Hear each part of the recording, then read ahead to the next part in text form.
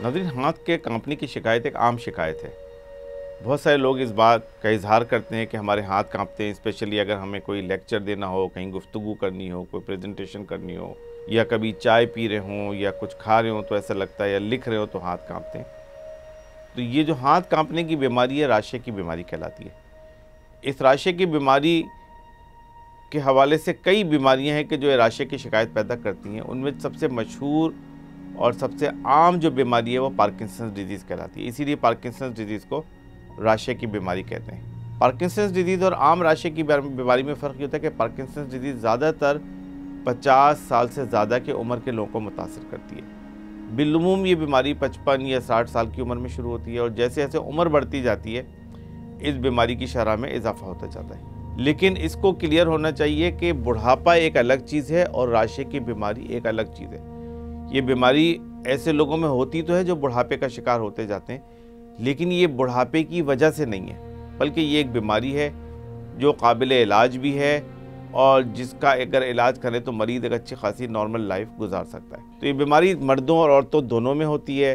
तकरीबन 50, 55 या 60 साल की उम्र में शुरू होती है और इसकी इब्तदाई अलामतें 3 होती हैं। पार्किंसंस डिजीज़ की 3 इब्तदाई अलामतें होती हैं। उनमें से जो सबसे पहली अलामत है वो राशा नहीं है, बल्कि सबसे पहली अलामत ये कि उनका जिस्म स्लो हो जाता है, उनकी चाल थोड़ी स्लो हो जाती है, आहिस्ता आहिस्ता चलते हैं वो, या फिर उनका काम करने की रफ्तार स्लो हो जाती है कि जो लोग खाना 10 मिनट में खा लेते हैं वो 15 या 20 मिनट 25 मिनट उनको खाना खाने में लगते हैं। कपड़े बदलने में टाइम लगता है, घर के अंदर चलने फिरने में थोड़ी दुश्वारी आ जाती है। दूसरे नंबर पे उनके पट्टे अकड़ जाते हैं, उनके हाथों और पैरों के पट्टे अकड़ जाते हैं और उस पट्टों के अकड़ने की वजह से ही एक्चुअली उनको ये स्लोनेस आ जाती है, उनकी रफ्तार हर चीज़ की कम हो जाती है, जिस पट्टे के अकड़ने को जिसको हम रिजिडिटी कहते हैं। और तीसरी उसकी अलामत होती है राशे की, जो तकरीबन पार्किंसंस के तकरीबन 30% लोगों में इब्तदाई तौर पर राशे की अलामत पाई जाती हैं और जब ये बीमारी आगे बढ़ जाती है तो तकरीबन 70, 80, 90% लोगों में राशा पाया जाता है। तो ये अलामतें होती हैं कि जिनकी बुनियाद पे डॉक्टर इस बीमारी को तशख़ीस करते हैं। अगर मरीज़ डॉक्टर को ये अलामतें बताए तो डॉक्टर समझते हैं कि हाँ, ये बीमारी पार्किंसंस डिजीज़ हो सकती है।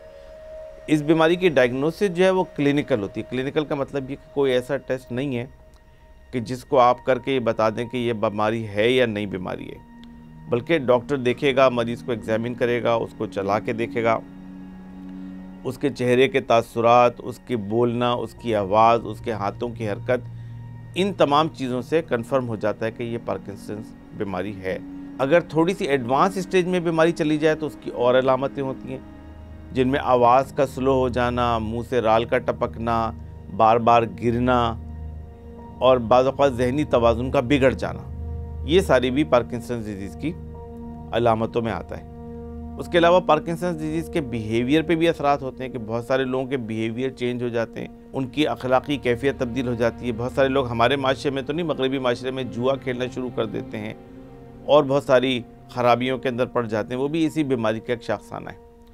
तो इसलिए काफ़ी एक ब्रॉड स्पेक्ट्रम इस बीमारी का होता है और बाद इसकी अलामतें होती हैं कि जिसकी बुनियाद पर डॉक्टर इसको डायग्नोज करते हैं। लेकिन किसी को पार्किंसंस डिजीज़ हो तो ज़्यादातर हम उसका एक दिमाग का स्कैन या CT स्कैन या MRI करते हैं, मेक श्योर करने के लिए उसके दिमाग में कोई और बीमारी तो नहीं है जिस तरह की अलामतें कर रही हैं। बकिया ब्लड टेस्ट इसका कोई नहीं है कि जिससे आप इसको कंफर्म कर सकते। अच्छा, एक दफ़ा इसकी तशख़ीस हो जाए तो फिर इसकी बहुत सारी अद्वियात मौजूद हैं और नई नई रिसर्च के नतीजे में भी अद्वियात आ रही हैं। अनफॉर्चुनेटली अभी तक कोई ऐसी दवा नहीं है कि जो इस बीमारी को रिवर्स कर सके या इसको रोक सके। तो ये बीमारी आहिस्ता आहिस्ता प्रोग्रेस करती है, आगे बढ़ती है। जो दवाइयाँ हैं वो इस प्रोग्रेशन को स्लो भी नहीं करती और रोकती भी नहीं, बल्कि इसकी अलामात को कंट्रोल करती हैं। इसलिए हम ये बात अपने मरीज़ों को बताते हैं कि अगर किसी को पार्किंसंस डिजीज़ हो जाए तो ये एक लाइफ लॉन्ग बीमारी होती है, यानी ये मरीज़ के साथ हमेशा रहती है, इसका कोई क्योर नहीं है, इसका कोई ऐसी चीज़ नहीं है कि अब इस बीमारी को हम रोक दें या ख़त्म कर दें। तो मरीज़ के लिए सबसे अहम बात ये होती है कि मरीज़ को एक दफ़ा तशख़ीस कन्फर्म हो जाए तो फिर मरीज़ को ये रियलाइज़ करना चाहिए कि मुझे सारी ज़िंदगी इस बीमारी के साथ रहना है और मैं इस बात को सीखूँ कि इस बीमारी के साथ मैं किस तरह बेहतर ज़िंदगी गुजार सकता हूँ।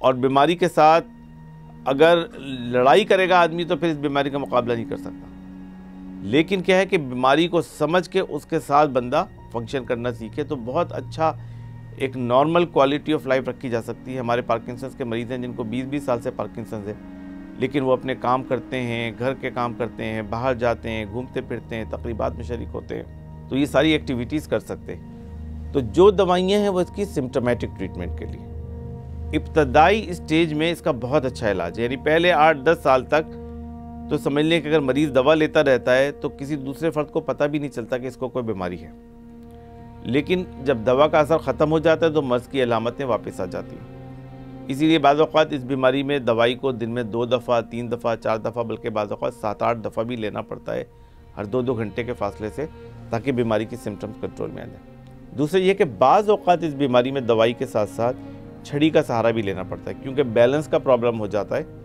तो ऐसे मरीज़ों को छड़ी की ज़रूरत पड़ती है, या बाज़ औक़ात अगले स्टेज में वॉकर की भी ज़रूरत पड़ती है। और अगर बीमारी बहुत ही एडवांस स्टेज में चली जाए तो फिर इन मरीज़ों को व्हील चेयर बाउंड होना पड़ता है, कि फिर ये चल नहीं सकते बल्कि व्हील चेयर पर रह सकते हैं। और बहुत ही एडवांस स्टेज में फिर मरीज़ बेड रिडन हो जाते हैं, लेकिन वो समझ लें इस बीमारी का टर्मिनल स्टेज होता है जिस तक आने में कोई 15-20 साल लगते हैं। तो 15-20 साल का अरसा आदमी पार्किंसन डिजीज़ के साथ बहुत अच्छी तरह गुजार सकता है अगर उसका प्रॉपर इलाज हो सके। इसमें घर वालों को ये एहतियात करने की ज़रूरत होती है कि मेक श्योर करें कि घर के अंदर तमाम चीज़ें इस तरह हों कि मरीज़ के लिए गिरने के ख़तरात कम हो जाएं, क्योंकि एक्चुअली पार्किंसन डिजीज़ में जो सबसे ख़तरनाक प्रॉब्लम होती है वो पार्किंसन नहीं होती बल्कि हड्डी का टूट जाना होती है। अगर कोई 65-70 साल का कोई फ़र्द गिर जाए और उसकी हड्डी टूट जाए, कूल्हे की हड्डी टूट जाए या टांग की हड्डी टूट जाए, तो वो लाइफ के लिए ज़्यादा ख़तरनाक है as compare to Parkinson disease. तो इसकी हमें बहुत एहतियात करनी होती है कि मरीज़ को हम फ्रैक्चर से या फॉल से बचा सकें। इसके अलावा इसी बीमारी के इलाज में रिहेबिलिटेशन का एक बहुत ज़बरदस्त रोल है, फिज़ियोथेरेपी का, एक्सरसाइजेस का, कि जिसके ज़रिए इस बीमारी का बेहतरीन अंदाज से मुकाबला किया जा सकता है। लेकिन बॉटम लाइन ये है कि एक तो बीमारी की तशख़ीस सही हो। बहुत बड़ी तादाद में ये लोगों को बीमारी होती है, लोग समझते हैं कि ये बुढ़ापे की वजह से, कि घर में कोई बुज़ुर्ग है, स्लो चल रहे हैं, उनकी आवाज़ कम हो गई है, राशा आ गया है, हम कहते हैं बुढ़ापा आ गया है। लेकिन ये बुढ़ापा नहीं है, ये बीमारी है जिसको हम पार्किंसन डिजीज़ कहते हैं, जो काबिल इलाज बीमारी है। इसका अगर इलाज किया जाए तो वही फ़र्द जिसको ये पार्किंसन की अलामतें हैं वो एक नॉर्मल लाइफ गुजार सकता है काफ़ी तवील अरसे के लिए। तो इसीलिए हम सबसे ज़्यादा एम्फेसिस पे देते हैं कि अगर किसी को जितनी अर्ली स्टेज में ये बीमारी डायग्नोस हो जाए, जितनी जल्दी पता चल जाए, उतनी ही जल्दी उसका इलाज शुरू कर दिया जाए, ताकि उसकी क्वालिटी ऑफ लाइफ को मेंटेन किया जा सके और वो एक अच्छी ज़िंदगी गुजार सके।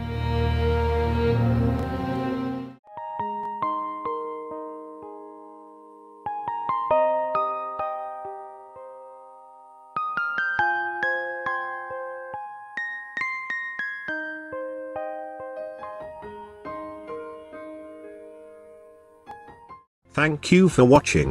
You can follow us on given links and subscribe our channel for more information. The Redolent. We are your promotional bridge.